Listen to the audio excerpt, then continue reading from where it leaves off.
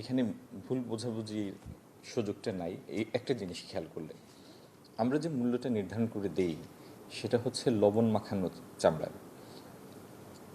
পশুর গা থেকে খুলে নেওয়ার পরে আপনি যদি 4 থেকে 6 ঘন্টার মধ্যে একদম পরিষ্কার করে লবণ না মাখান তাহলে চামড়াটা পচা শুরু করবে।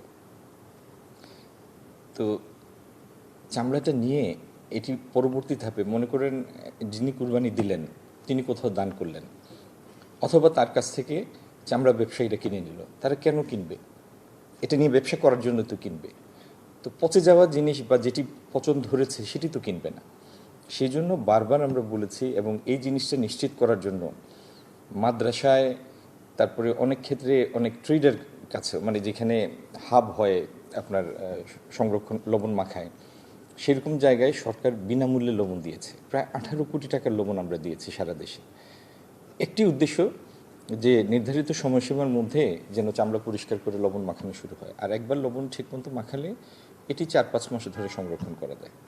তো লবণ মাখানো চামড়ার যে দাম, স্বাভাবিকভাবে লবণ মাখানো ছাড়া যদি কেউ চামড়া নিয়ে আসে সেই দাম পাবে না। হ্যাঁ, তো সেই বিষয়ে সচেতন করার জন্য তো রেডিও, টেলিভিশন, পেপার, পত্রিকা, বৈঠকের পর বৈঠক আমরা করেছি।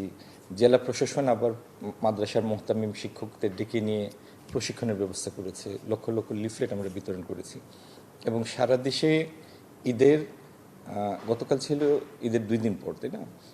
গতকাল সকাল পর্যন্ত 56,50,373 পিস চামড়া সংরক্ষণ করা হয়েছে। গতকাল পর্যন্ত এই তথ্য আমাদের কাছে এসেছে বিসিকের মাধ্যমে, মানে শিল্প মন্ত্রণালয়ের প্রতিষ্ঠান বিসিকের মাধ্যমে আমাদের কাছে তথ্যটা এসেছে।